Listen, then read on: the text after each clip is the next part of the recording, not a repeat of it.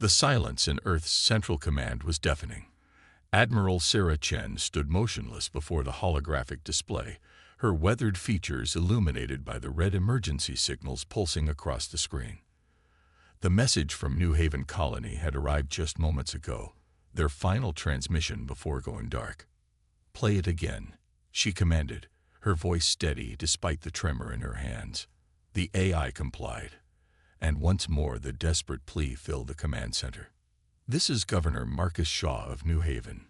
We are under attack by Kraxan forces. Their dreadnoughts just appeared from hyperspace. Our shields, they're not holding. Civilian casualties there." Static interrupted his words before he continued. "Earth must know. They're not here to conquer.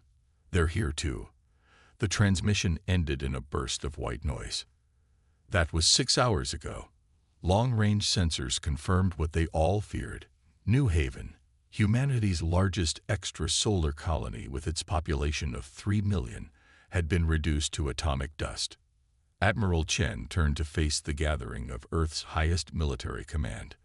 "Ladies and gentlemen," she began, "for 2 centuries we've maintained our facade of minimal military capability.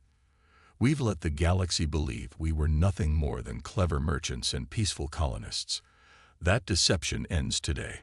The room's main display shifted to show a vast network of hidden shipyards scattered throughout the solar system, each concealed within asteroids or beneath the surfaces of moons. In these secret facilities lay humanity's true power, a fleet of 700,000 warships, each incorporating technologies that had been carefully kept hidden from alien eyes. "Protocol Sleeping Giant is now in effect," Chen announced. The words triggered a cascade of activities throughout the solar system. Hidden bases began to stir to life. Quantum computers that had been running battle simulations for decades started uploading combat data to AI cores. Soldiers who had trained in secret their entire lives emerged from underground facilities.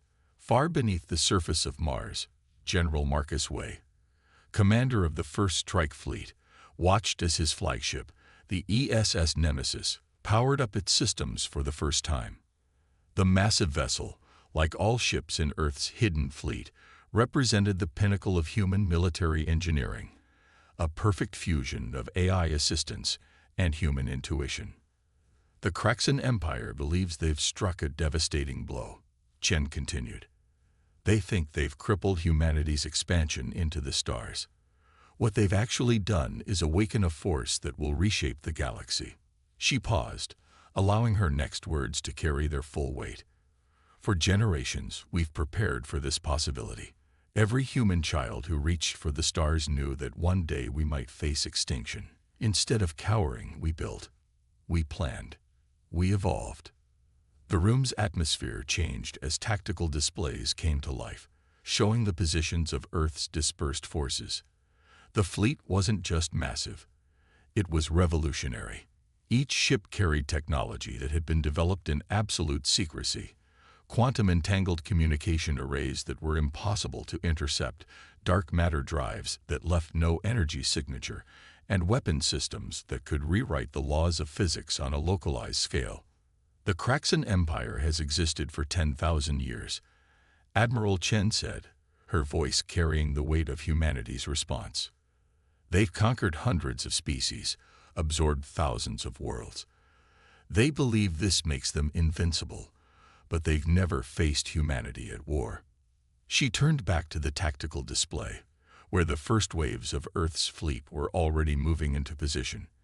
"They destroyed one of our colonies, believing we would break. Instead, they've given us unity of purpose. Every human being, from Earth to the farthest colony, now stands as one." The command center erupted into activity as battle plans that had existed only in simulation began to unfold in reality. Ships emerged from their hidden docks, their crews ready for a war they had spent their lives preparing to fight. The greatest military force humanity had ever assembled was awakening, and with it, the galaxy was about to learn why humans were different from every other species the Kraxan had encountered.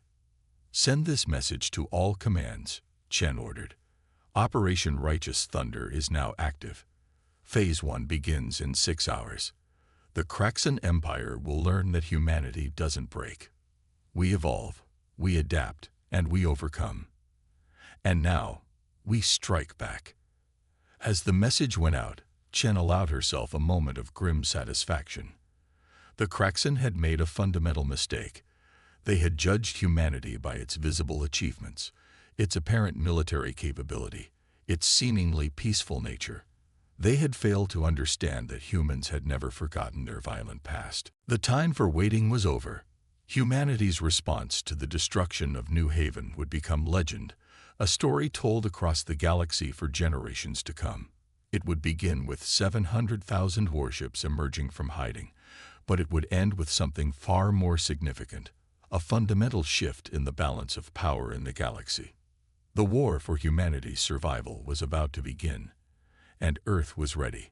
High Admiral Crix of the Kraxan Empire stood aboard his flagship's observation deck, his scaled hands clasped behind his back, as he watched the debris field that was once New Haven colony drift through space.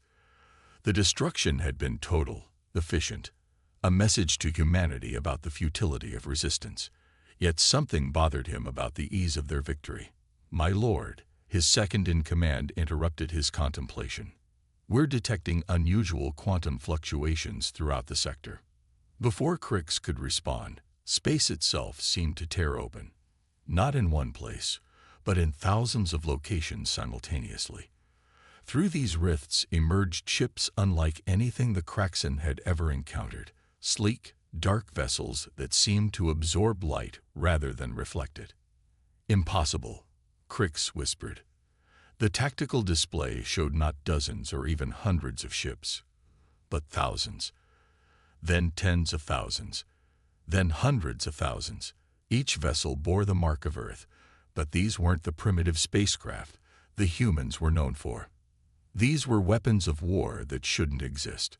Aboard the ESS Nemesis, General Marcus Way watched the Kraxan fleet's reaction with cold satisfaction. "All ships, execute battle pattern Omega. Show them what humanity has been working on for the past 2 centuries." The human fleet moved with impossible precision. Ships that should have been clumsy behemoths danced through space with the agility of fighter craft. The dark matter drives that powered them left no energy signature for the Kraxan to track, making each vessel a ghost that could appear anywhere, strike, and vanish. "Sir," Way's AI tactical officer, ARIA, reported, "the Kraxan are attempting to form a defensive sphere. Their shield technology remains formidable." We nodded. "Deploy the Phase 1 weapons package. Let's show them how humanity fights." Throughout the human fleet, weapon systems that had been theoretical just decades ago powered up. Quantum disruptors that could unravel the fabric of space-time itself. Gravitational lenses that could focus the energy of nearby stars into devastating beams. And most terrifying of all, swarms of self-replicating nanite clouds that could strip a ship to its atomic components in seconds. The battle that followed would be studied by military historians for centuries to come. The Kraxan fought with all the skill and power that had made them the galaxy's supreme military force, but they were facing an enemy that had spent generations preparing specifically for this moment. Human ships moved in perfect coordination, their AI systems working in harmony with their crews to predict and counter every Kraxan tactic. When the Kraxan adapted, the humans adapted faster. When the Kraxan revealed new weapons, the humans had countermeasures ready. "My lord," Crix's tactical officer reported, panic evident in his voice. "Their weapons, they're not just defeating our shields, they're analyzing them.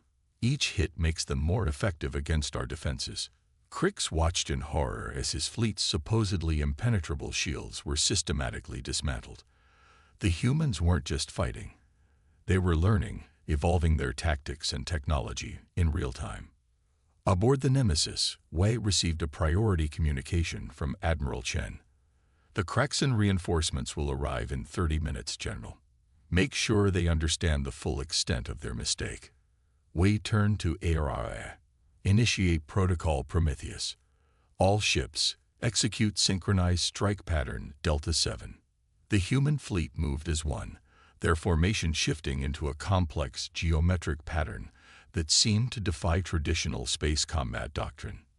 Then, in a display of technological supremacy that would be remembered for generations, every ship activated its quantum synchronization field simultaneously. The effect was devastating. The combined fields created a cascade of spatial distortions that trapped the Kraxan fleet in a web of warped space-time. Ships that tried to escape found themselves moving in impossible directions, their advanced engines useless against the fundamental rewriting of physical laws. This is General Marcus Way of the Earth Space Force, his transmission cut through all Kraxan communications. You destroyed one of our colonies, believing us to be weak. You judged us by what we showed the galaxy, never questioning why a species that advanced so quickly in other areas seemed so behind in military technology. That was your first mistake. Your second was assuming that humanity's greatest strength was in our ships or our weapons. As he spoke, the human fleet tightened its formation, preparing for the killing blow. Our greatest strength is that we never, ever stop preparing for the worst. Every peaceful trade agreement we signed, every diplomatic mission we undertook, every scientific breakthrough we shared, behind it all, we were getting ready for this day. The Kraxan ships, trapped in the quantum web, could only watch as the human fleet's weapons powered up for a synchronized strike. This is but a fraction of humanity's true military power, White continued. The message we send today isn't just for you, but for any force that might threaten our existence. Humanity will not be conquered. We will not be subjugated. And we will answer any attack with overwhelming force. The battle ended not with a prolonged exchange of fire, but with a single devastating demonstration of power. The human fleet's combined attack reduced the pride of the Kraxan armada to its constituent atoms in seconds, leaving only Krix's flagship intact to carry the message back to the Empire. As the surviving Kraxan vessel limped away through hyperspace, Wade turned to his bridge crew. Send word to all commands. Phase 1 is complete. Prepare for Phase 2. We take the fight to their territory. The sleeping giant was fully awake, and the galaxy would never be the same. The Kraxan High Command facility on Centaur Prime buzzed with frantic activity. Emergency meetings had been running nonstop since the devastating defeat of their fleet at New Haven. Supreme Overlord Vextal, leader of the Kraxan Empire's military forces, watched the tactical displays with mounting dread as reports of human strikes flooded in from across Kraxan space. They're not just attacking our military installations, his strategic advisor, Corin, reported. They're systematically dismantling our entire infrastructure. Supply lines, communication relays, hyperspace navigation beacons, all targeted with precision we've never encountered. Vextal's facial tentacles writhed in agitation. How? How did we miss this level of military capability? The answer came in the form of another massive assault. Human warships appeared simultaneously at 30 different strategic locations across Kraxan space, each fleet employing different tactical approaches that seemed specifically designed to counter Kraxan defensive protocols. Aboard the ES at Hyperion, Admiral Sarah Chen watched as Operation Hydra unfolded. The ship's quantum AI, Prometheus, displayed real-time analytics of each engagement. The Kraxan are adapting their defensive formations, Prometheus reported. Probability of successful counter-tactics, 82.3%. Chen allowed herself a grim smile.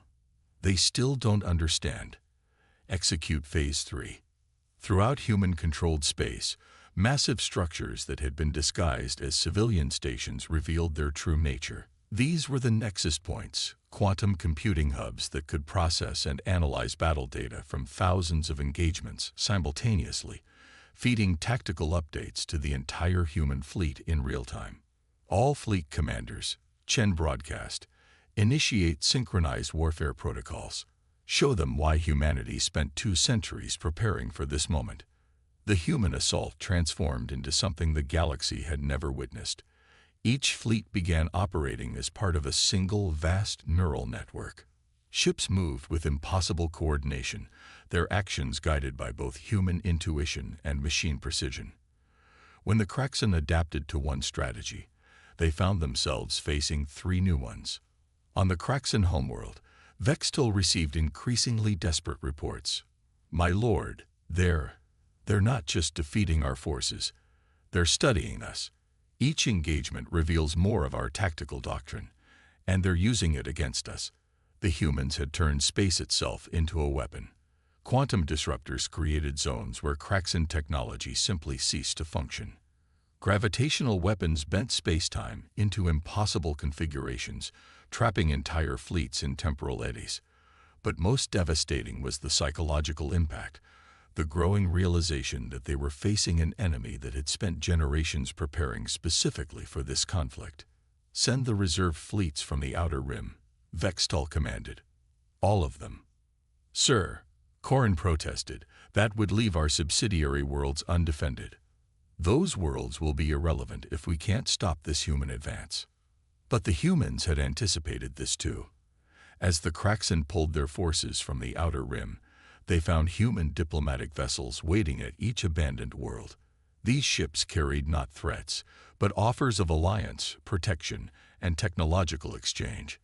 Everything the Kraxen had denied their subject species for millennia. Admiral Chen received the reports with satisfaction. The Kraxen made a fundamental mistake, she explained to her command staff.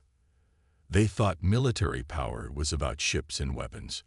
They forgot that true strength lies in preparation, adaptation, and most importantly, understanding your enemy. The tactical displays showed the results of this philosophy. Human forces weren't just winning battles, they were reshaping the strategic landscape of the galaxy. Each victory brought more of the Kraxen's former subject species to humanity's banner. Each engagement revealed new weaknesses in Kraxen military doctrine. "All fleets, prepare for final phase engagement," Chen ordered. "Target: the Kraxen Central Command Structure." The response came from hundreds of fleet commanders simultaneously. "Acknowledged." On Centauri Prime, Vextol watched as human ships emerged from quantum space around his command center. Their formation was unlike anything seen before, a three-dimensional matrix of vessels that seemed to pulse with energy. "My lord," Corin whispered, "they're broadcasting a message." The human transmission was clear and direct. "To the leadership of the Kraxen Empire, you believed you could strike at humanity with impunity. You thought our apparent lack of military development meant weakness. Instead, you've awakened a force that has spent centuries preparing for this exact scenario. Your choice is simple: immediate unconditional surrender, or witness the full deployment of humanity's military capability." As if to emphasize the point, the human fleet began a synchronized energy buildup that made every sensor in the Kraxen command center scream in alarm. Vextol, supreme leader of an empire that had stood for 10,000 years, found himself facing a choice that would reshape the galaxy. As he stared at the tactical displays showing human fleets advancing across Kraxen space with unstoppable precision, he realized that this wasn't just a military defeat, it was the end of an era. The galaxy was about to learn that humanity's greatest weapon wasn't their technology, their ships, or even their tactical brilliance. It was their ability to turn every defeat, every challenge, every threat into an opportunity for advancement. The Kraxen Empire had ruled through fear and military might. Humanity would reshape the galaxy through preparation, adaptation, and an unshakable determination to survive. Dr. Elena Santos stood before the combined Galactic Council, her holographic form projected into the ancient chamber, where representatives from 1,000 worlds gathered. Behind her, tactical displays showed the ongoing dissolution of the Kraxen Empire's military might. But she wasn't here to discuss battlefields. "The war is merely the visible face of humanity's response," she began, her voice carrying to every corner of the vast chamber. "The true revolution is happening in the hearts and minds of the galaxy's people." As Earth's chief diplomatic officer, Santos had orchestrated what many were calling the Silent Strike, a massive psychological and diplomatic campaign that was proving as devastating as any fleet action. In the chambers of the Kraxan High Command, now under joint supervision, Supreme Overlord Vextal watched his empire crumble not through military defeat alone, but through something far more insidious: hope. Another system has declared independence, his aide reported. The Proxima cluster is requesting Earth's protection. Our remaining forces are standing down. Vextal's defeated posture told the story of an empire that had failed to understand its true enemy. The humans hadn't just prepared military responses to Kraxan aggression. They had spent decades studying the empire's social structure, its political weaknesses, its cultural pressure points. Aboard the ES Athena, Admiral Chen reviewed the latest strategic analysis with Dr. Santos' hologram. The Kraxan never understood what they were actually fighting, Santos explained. They saw our ships, our weapons, our tactics. They never saw the network we were building. The display showed the fruits of humanity's true strategy. While the Kraxan had focused on military targets, human diplomatic vessels had visited hundreds of subjugated worlds. They'd brought with them not just promises of freedom, but practical support, advanced medical technology, educational systems, infrastructure improvements, all the things the Kraxan had denied their subject species. We didn't just build warships during our centuries of preparation, Santos continued. We built relationships. We studied every species under Kraxan control, understood their needs, their aspirations. When the moment came, we didn't just offer them freedom. We offered them a future. The results were devastating to the Kraxan power structure. World after world declared independence, protected by human fleets but empowered by human knowledge. The Empire's own military forces, seeing the transformation sweeping the galaxy, increasingly chose to stand down rather than fight. In a secure quantum conference, Earth's leadership discussed the next phase. The Kraxan expected us to behave like them, Chen observed. To conquer, to subjugate, to rule. They never expected us to offer partnership instead. Santos nodded. That's the fundamental difference. The Kraxan built an empire through force. We're building an alliance through mutual benefit. Every world that joins us makes us stronger, not through military might, but through diversity of thought, of culture, of innovation. The tactical displays told the story. Kraxan military installations were surrendering not to overwhelming force, but to their own people. Former subject species were forming democratic councils, establishing trade relationships, sharing technology that the Kraxan had hoarded for millennia. The art of war isn't just about winning battles, Santos quoted. It's about achieving victory without fighting when possible. The Kraxan thought they were facing a military power. Instead, they're facing an idea. That idea was spreading across the galaxy at faster than light speeds. Human diplomatic ships carried not just weapons, but libraries of knowledge, cultural exchanges, medical breakthroughs. Every world that welcomed them found not conquerors, but partners eager to learn and share. In the Galactic Council chamber, Santos concluded her address. Humanity's response to the destruction of New Haven wasn't just military, it was philosophical. The Kraxan Empire believed that power flowed from the barrel of a gun. We're showing the galaxy that true power comes from cooperation, from mutual growth, from the free exchange of ideas. The council chamber erupted in support. Representatives from formerly subjugated worlds spoke of transformation, of renaissance, of a new age dawning in the galaxy. The Kraxan Empire had ruled through fear for 10,000 years. It was falling not to superior firepower alone, but to a superior idea. Admiral Chen watched the proceedings from her command deck, a small smile playing across her features. They thought they were starting a war, she mused. Instead, they catalyzed a revolution. The displays showed human ships throughout Kraxan space, but they weren't engaging in combat. They were protecting newly independent worlds, delivering humanitarian aid, facilitating cultural exchanges. The 700,000 warships that had shocked the galaxy had become instruments not just of war, but of transformation. The true art of war, Santos' hologram remarked, is knowing when to fight and when to build. The Kraxin never understood that humanity's greatest weapon wasn't our military might. It was our capacity to turn enemies into allies, to transform conflict into cooperation. As the galactic order reshaping continued, one thing became clear. Humanity hadn't just prepared for war. They had prepared to remake the galaxy into something better than what had existed before. The destruction of New Haven hadn't just awakened a sleeping giant. It had unleashed a force for fundamental change throughout known space. 5 years after the destruction of New Haven, Admiral Sarah Chen stood at the observation deck of the New Haven Memorial Space Station. The massive structure orbited the exact coordinates where the colony had once existed, its crystalline spires reaching out into space like frozen flames. But it wasn't just a monument to the dead. It was a symbol of humanity's transformation of the galaxy. The last Kraxin holdout surrendered this morning. General Wei reported, his hologram shimmering beside her. The transition is complete.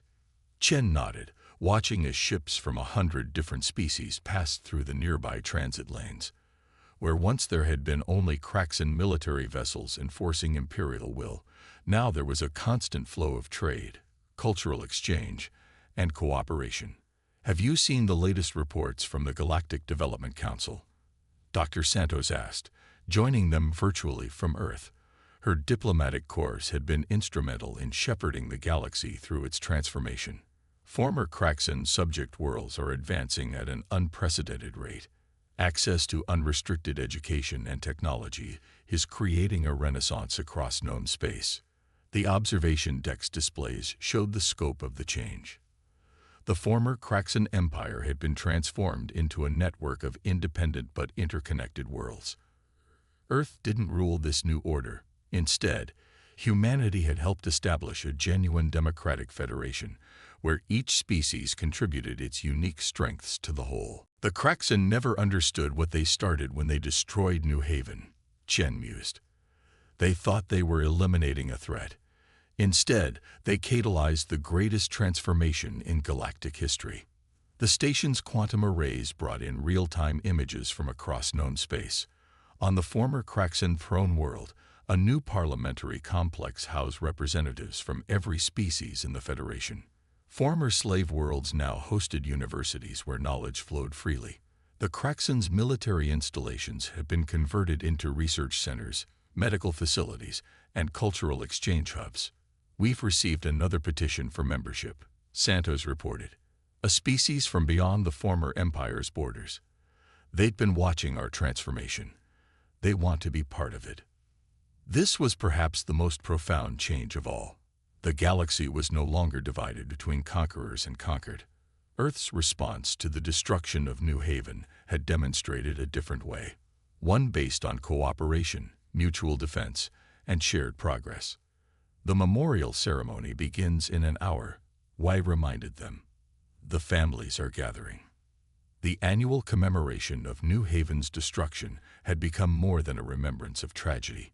It was a celebration of resilience, of transformation, of humanity's capacity to turn devastating loss into profound change. As survivors and descendants of New Haven's population began arriving at the station, Chen reflected on the journey that had brought them here. We spent centuries preparing for war, she said, but what we really built was the foundation for peace. The station's great hall filled with representatives from across known space. Former Kraxin military officers sat beside leaders of worlds their empire had once enslaved. Scientists from 100 species shared discoveries that would once have been hoarded as military secrets. Children from different worlds played together, their laughter a testament to the new reality they were building. To those who died at New Haven, Chen began her address, her voice carrying to every corner of the hall and broadcasting across the galaxy. You did not die in vain. Your sacrifice showed us that humanity's greatest strength isn't in our weapons or our warships. It's in our capacity to unite, to transform, to build something greater than ourselves. The holographic displays showed the extent of that transformation. The 700,000 warships that had shocked the galaxy were still there, but their role had changed. They now served as guarantors of peace, protecting trade routes, conducting rescue operations, and ensuring that no species would ever again threaten galactic stability. "We thought we were preparing for war," Santos added, addressing the assembled dignitaries. "In truth, we were preparing to reshape the galaxy." The Kraxan Empire ruled through fear for 10,000 years. It fell not just to superior firepower, but to a superior idea that cooperation is stronger than conquest, that diversity brings strength, that knowledge shared multiplies rather than divides. As the ceremony concluded, Chen watched ships departing for worlds that had once been bitter enemies, but were now steadfast allies. The destruction of New Haven had awakened humanity's military might, but it had revealed something far more powerful: their capacity to transform conflict into cooperation, enemies into friends, and an empire of fear into a federation of hope. "The galaxy will never forget New Haven," she said softly, "not because of how it was destroyed, but because of what its destruction created. A new dawn for all species, a future built not on domination, but on the simple idea that we are all stronger together than we could ever be apart."